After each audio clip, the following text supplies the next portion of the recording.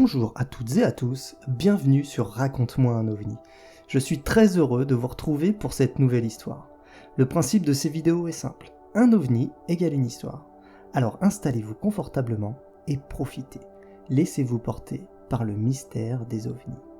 Le sujet de ce soir sera des ovnis face aux pilotes français. Nous allons commencer avec Daniel Michaud, qui en 1973 était un jeune pilote de l'ALAT du 3e GHL. À bord d'une AL2 de l'ALAT, il effectuait un vol entre Rennes-Saint-Jacques et Caen. Il était sensiblement 11h du matin. Tout à coup, Jean-Luc, son mécanicien et compagnon de vol, lui dit « Regarde Daniel, c'est quoi ? Oh, merde !» Daniel a alors tourné la tête et l'a vu.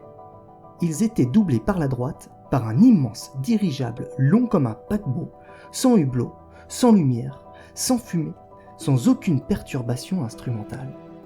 Après l'observation, qui a peut-être duré une longue seconde, il a contacté en VHF la tour de contrôle de Caen, en indiquant qu'il venait d'être doublé par une sorte d'immense dirigeable silencieux. Le contrôleur répondit qu'ils avaient vu un écho traverser le radar du nord au sud, à très grande vitesse. Daniel décrivit par la suite l'engin de cette manière. C'était gris-terne, mesurait au moins 200 à 300 mètres de long, avait une épaisseur circonférentielle très importante, ne faisait pas de bruit, n'avait pas d'aileron vif comme un dirigeable, était assez pointu à l'avant et à l'arrière. Il ne put dire si l'arrière était différent de l'avant, mais après les avoir doublés, la vue arrière lui a permis d'apprécier la véritable très grande dimension de cet objet. Michel et Jean-Luc ont eu le temps de l'observer peu de temps, mais suffisamment l'un et l'autre pour estimer ses dimensions et sa forme générale. Certains amis leur ont plus tard demandé s'ils n'exagéraient pas les dimensions, et leur réponse a toujours été non.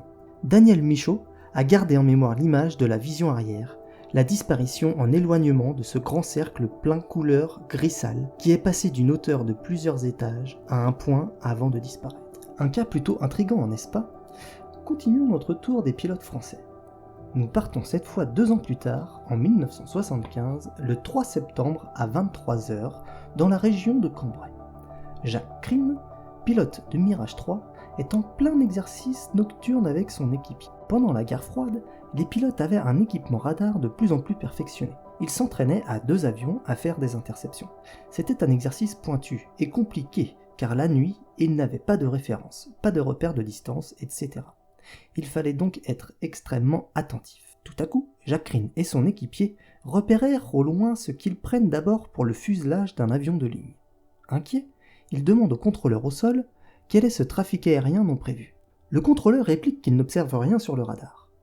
L'objet se rapproche alors des 2 pilotes et ce qu'ils observent semble tout droit sorti d'un film de science-fiction. Jacques Crine s'est approché de lui à une distance qu'il estima très proche, quelques dizaines de mètres. L'objet était long et effilé aux 2 extrémités.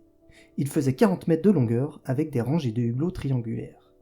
Il n'avait pas d'aile. Il a pu s'approcher suffisamment pour voir à l'intérieur. C'était éclairé. Il y avait une lumière blanche incroyable, mais qui n'éblouissait pas. Les 2 Mirage 3 se mettent alors en position d'attaque, en mode dit police du ciel. L'objet disparaît alors instantanément. Jacques Crine n'en croit pas ses yeux. Il dira d'ailleurs plus tard. Il a disparu avec une accélération. C'était à la limite de la perception rétinienne. Il nous a laissés sur place, alors qu'on était à Mach 1,3 environ, ce qui équivaut à environ 1600 km/h. L'objet volant non identifié reviendra observer les 2 avions de chasse 3 fois. À chaque fois que ces derniers se remettent en position pour tenter de l'intercepter, l'objet s'enfuit avec des accélérations hors du commun. Lors d'une interview en 2009, Jacques Crine précisera. Il venait nous observer, si vous voulez. Il nous tournait autour, et dès qu'on essayait d'approcher, pouf, il s'enfuit. C'est vraiment comme s'il venait nous voir. Je ne l'ai jamais senti agressif. Par contre, quand nous étions menaçants, il partait. En tout cas, en ce qui concerne ses performances, je ne vois pas, même avec mon expérience, ce que ça peut être. Il n'y a pas d'engin sur Terre capable de ça, même aujourd'hui. Éloignons-nous de la sphère militaire pour passer du côté civil de l'aviation. Nous sommes cette fois en 1994 avec le vol AF 3532 piloté par Jean-Charles Duboc. L'avion, reliant Nice à Londres, est au-dessus de Coulommiers, à 11 700 mètres d'altitude, par d'excellentes conditions météorologiques avec une visibilité de 200 à 300 km et une couverture nuageuse d'alto cumulus recouvrant la région parisienne. Un steward se trouve dans le poste de pilotage à cet instant. C'est lui qui voit le premier objet dans le ciel. Il s'exclame « Un ballon météo !» La copilote Valérie l'identifie elle aussi, dans un premier temps, comme un ballon météo. Jean-Charles Duboc sera le troisième et le dernier à le voir. Par contre, lui, l'identifie comme étant un avion en virage à 45 degrés d'inclinaison, juste avant qu'il n'ait les ailes à l'horizontale. L'excellente visibilité lui permet ensuite d'estimer que cet objet plutôt étrange est à une distance de 46 km, à une altitude d'environ 10 500 mètres dans les 10 heures de l'avion, c'est-à-dire au nord-ouest, pratiquement à la verticale de Paris. Comme le vol poursuivait sa route et qu'il maintenait son cap, l'avion l'a alors dépassé et Jean-Charles put remarquer sa couleur rouge brunâtre avec des bords légèrement flous et surtout une taille immense qu'il estima à près de 1000 mètres de diamètre, pour une épaisseur de 100 mètres. En effet, à cette distance, un avion de ligne n'est qu'un point minuscule. Cet objet semble être un gigantesque disque, sans détail apparent, ni aile, ni gouverne ou moteur, que Jean-Charles, sa copilote et un steward ont pu voir sous plusieurs angles pendant près de 1 minute. La copilote, elle, voit la lentille se flouter, puis évoluer vers une forme de chevron. Alors que Jean-Charles Duboc considère lui que l'objet était quasi immobile et que son avion l'a dépassé, sa copilote, quant à elle, estime qu'il se déplaçait à la vitesse de l'avion, restant toujours à peu près à la même position à gauche de l'avion. L'objet passe non loin de l'avion, en dessous de lui-même. Jean-Charles Duboc décrira la disparition de l'objet en le décrivant devenir transparent sans aucun mouvement. C'est un article paru 3 ans plus tard après cet incident, le jeudi 13 février 1997, dans la revue Paris Match, que l'on apprendra que cet immense objet dans le ciel parisien a laissé une signature radar enregistrée par les installations militaires de Taverny.